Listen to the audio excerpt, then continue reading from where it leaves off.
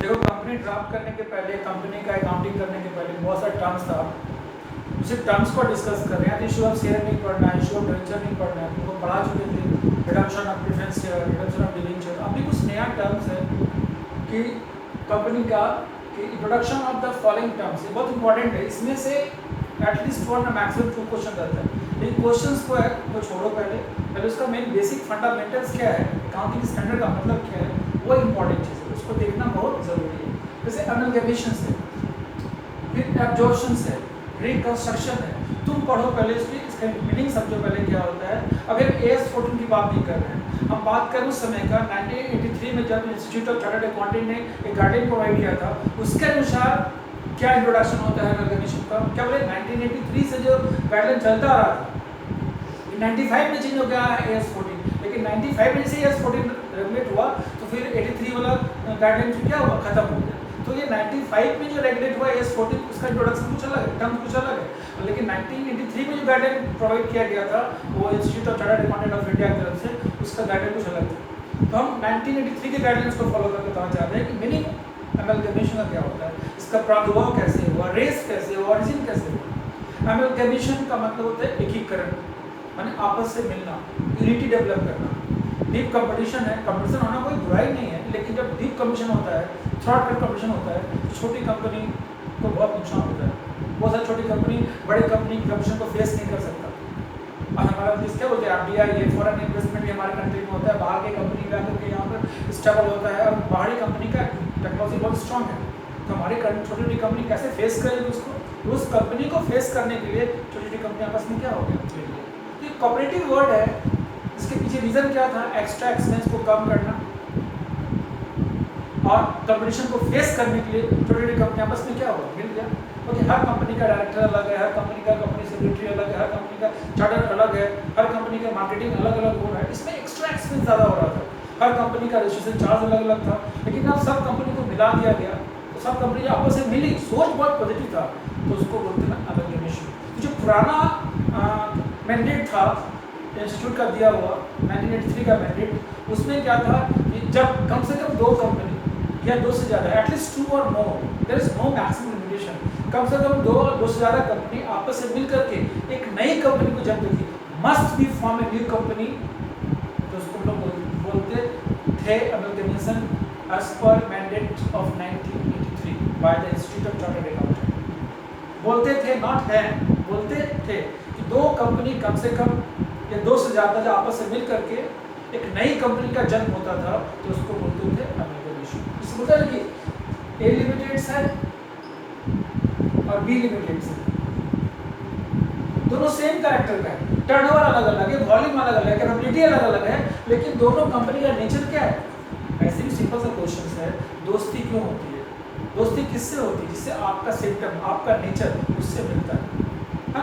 हम ट्रेडिशन देखते हैं कि कुछ गुण मिलना चाहिए तभी दूसरे से अट्रैक्ट होता है। आप कुछ और सोच रहे हो, अगला कुछ और सोच रहा है, तो कभी अमलगमेशन हो ही नहीं सकता।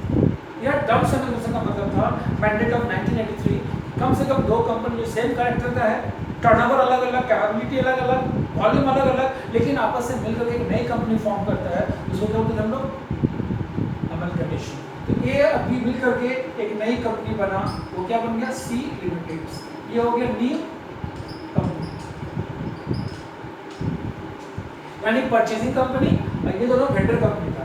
यानी 1983 के मैंडेट में इसको बोलते थे परचेजिंग कंपनी, और इसको बोलते थे क्या, वेंडर कंपनी, जो अपना व्यापार क्या किया, बेचा, किसमें, C के साथ। ये 1983 का मैंडेट बता रहे हैं कि 2 कंपनी का, ऐसी कंपनी जो ऑलरेडी एग्जिस्ट थी, ऑलरेडी वर्तमान में वो चल रहा था, आपस में अपना व्यापार बंद करके एक नई कंपनी स्टार्ट किया, पुरानी कंपनी का डिसोल्यूशन हो गया, वाइंडिंग अप हो गया, और एक नई कंपनी का जन्म हुआ, इसको बोलते हैं क्या चीज, अमलगमेशन। ठीक है, अच्छा, बोलते थे, फिर बाबा है ग्रामेटिकल ध्यान रखना, बोलते थे एज पर मैंडेट ऑफ 1983।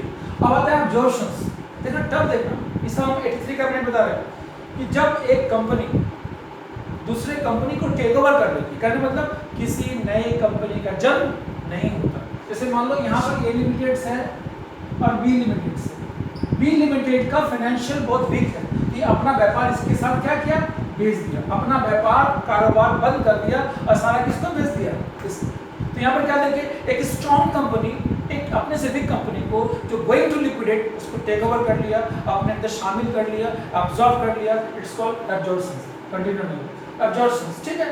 तो इसमें क्या था कि नई कंपनी का जन्म नहीं हुआ। अब आता है यहाँ पर क्या देखना, एब्जॉर्प्शन का मतलब हुआ स्ट्रॉन्ग कंपनी अपने सिविक कंपनी को, उस कंपनी को जो अपना व्यापार बंद करने जा रही है, लिक्विडेट होने जा रही है, इट्स गोइंग टू लिक्विडेशन। तो स्ट्रॉन्ग कंपनी को क्या किया, व्यापार को खरीद लिया, परचेज कर लिया। तो यहाँ था एक टेंडर कंपनी, ये था, और ये कौन था, ए लिमिटेड ने बी कंपनी के व्यापार को टेक ओवर। देखो बी कंपनी के व्यापार को कौन ले लिया, ए हो गया बायर परचेजिंग कंपनी, और बी हो गया वेंडर। टेक्निकल डिफरेंस क्या था 1983 मैंडेट में, इसमें एक नई कंपनी का जन्म होना बहुत जरूरी था, कंपलसरी, लेकिन यहाँ पर किसी नई कंपनी का जन्म नहीं हुआ। अब आता है रिकंस्ट्रक्शन, सब कंपनी का ही टर्म्स है, इंटरनल और एक्सटर्नल। एक्सटर्नल का मतलब ये हो गया जैसे इसका ट्रीटमेंट होता है वैसे एक्सटर्नल का मतलब हुआ कंपनी अपना व्यापार को क्या कर रही है, बेच रही है, यानी कंपनी का नाम ही क्या होगा, चेंज होकर किसी और व्यापार के नाम से चला गया, तो उसे क्या होता है एक्सटर्नल रिकंस्ट्रक्शन। इंटरनल का मतलब हुआ कंपनी वही है, कंपनी का हैवी लॉसेस है, लेकिन अपने आप को कंटिन्यू चाहता हो और किसी कंपनी का सपोर्ट भी नहीं चाहता हो, ना तो किसी को अपना व्यापार बेच रहा है, नो किसी व्यापार से मर्ज हो रहा है, अपना व्यापार खुद कंटिन्यू कर रहा है, कुछ एक्स्ट्रा एक्सपेंस को एलिमिनेट करके, कुछ पॉलिसीज डेवलप करके अपने लॉसेस को राइट ऑफ किया, मीटिंग ऑर्गेनाइज किया होल्डर्स का, उसको अपनी कंपनी की पोजीशन को बताया और कंपनी को बोला दो ही ऑप्शन है, तो कंपनी को बंद करना होगा, अगर आप लोग कुछ कॉपरेट करते हो तो कंपनी फ्यूचर में फिर क्रिएट हो जाएगी, फिर से स्टैंड अप हो जाएगी, तो उसको बोलते हैं इंटरनल रिकंस्ट्रक्शन। ये एक्शन का मतलब हुआ कंपनी का व्यापार को बेचना। तो ये सब था, हम बताएं 1983 का मैंडेट। अभी जो तुम्हारा AS14 आता है, AS14 में क्या है ना, जो 1983 के मैंडेट को खत्म करके 1995 में जो आया इंस्टीट्यूट ऑफ डाटा मॉनिटरिंग द्वारा, उसने साफ साफ कहा जैसे कि गाइडलाइन लागू हुआ तो इसको भी भूल जाएंगे। यहाँ पर AS14 दो चीज है, यहाँ पर कहता है कि पुरानी भाषा में क्या था कि नई कंपनी का जन्म होना बहुत जरूरी है, लेकिन अब ऐसा नहीं है। AS14 में दो मेथड्स है, एक है यहाँ पर in the nature of merger और in the nature of purchase. यहाँ AS14 जहाँ लागू हुआ तो चार्टर्ड ऐसा क्यों होता है, देखो कंपनी कॉम्प्लिकेटेड है, टाइमिंग चेंज होते रहता है, तो कंपनी कॉम्प्लिकेशन से बढ़ता है, उसका मॉडरेशन से बढ़ता है, तो आपको अकॉर्डिंग टू लॉ में क्या होता है, चेंज अमेंडमेंट होता है। तो अब AS14 आया तो अब 83 को गाइडलाइन को भूल करके उसके जगह पर ये रिप्लेस हो गया, कौन सा AS14। इसमें कहा गया है कि एकीकरण का मतलब जरूरी दो कंपनी आपस में मिलकर एक नई कंपनी बनाएगी तो एप्लीकेशन हमें तो होगा ही, लेकिन इनको जरूरी नहीं कि नई कंपनी ही बने। अगर कोई एक कंपनी दूसरे कंपनी को टेक ओवर कर लेगी, जिसको पहले आप एब्जॉर्प्शन बोलते थे, वो आज एमलगमेशन नहीं कहलाएगा।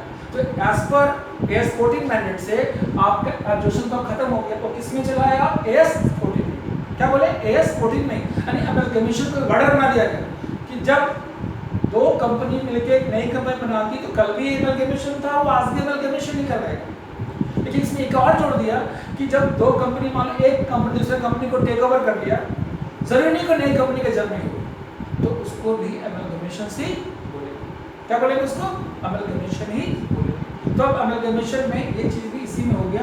अब अलग बात है कि हम लोग का बैकलॉग है, दुर्भाग्य है कि हम लोग अपनी यूनिवर्सिटी में एब्जॉर्प्शन पढ़ते हैं, वास्तव में एब्जॉर्प्शन नहीं है, AS14 नहीं इसको पढ़ा जाता है, इसलिए इसका जो गारंटी करोगे रिकॉर्डिंग होगा, जो भी बताएंगे वही रिकॉर्डिंग इसमें होगा। अब देखो क्या मर्जर का मतलब क्या हुआ, विलय, इसका मतलब ही विलय ही होता है। विलय का मतलब हो गया इन द नेचर ऑफ मर्जर कि जब कोई कंपनी किसी दूसरे कंपनी को एक्वायर करती है, एक्वायर का मतलब उसको उसके व्यापार में शामिल करती है। इसका मतलब है किसी भी कंपनी का लिक्विडेशन नहीं हो रहा है। जैसे मान लो एक्स लिमिटेड और वाई लिमिटेड, तो वाई भी रनिंग कंपनी है, एक्स भी रनिंग कंपनी है, लेकिन वाई कंपनी अपना जितना भी एसेट लायबिलिटीज था इसको बेचा नहीं, इसमें मर्ज हो गया, माने इसमें ट्रांसफर कर दिया गया, तो भी अमलगमेशन ही कर रहा है।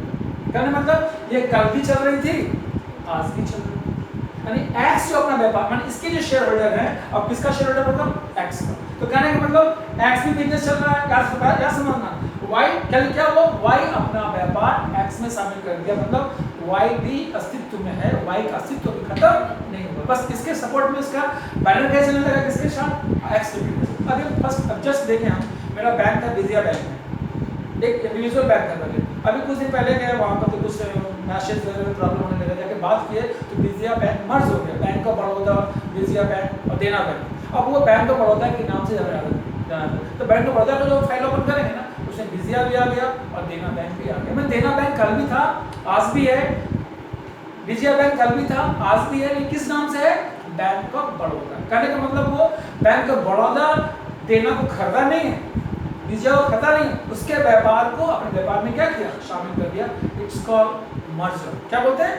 मर्जर। यानी AS14 मैंडेट यही करता है। तो ये जब लागू AS14 जब लागू करेंगे तो किसी नए कंपनी का जन्म होना जरूरी नहीं है। लेकिन याद रखना AS14 में मर्जर तभी लागू होगा जब एक कंपनी दूसरे कंपनी का, प्लीज ध्यान देना, सारी प्रॉपर्टी बुक वैल्यू पे लेता है, पहला कंडीशन ये, और उसको बदले में परचेजिंग प्राइस के बदले में अपने कंपनी का शेयर। Number 1 case.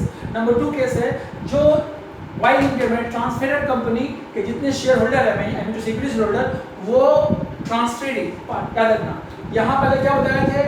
ये दोनों को वेंडर, ऐसे क्या होते थे? परचेजर। और जैसे ही AS14 लागू होगा तो वेंडर को बोलेंगे ट्रांसफेडर, जो अपना व्यापार, याद रखना वाई अपना व्यापार बेचा नहीं, वाई अपना व्यापार क्या किया? शामिल कर लिया। किसके साथ?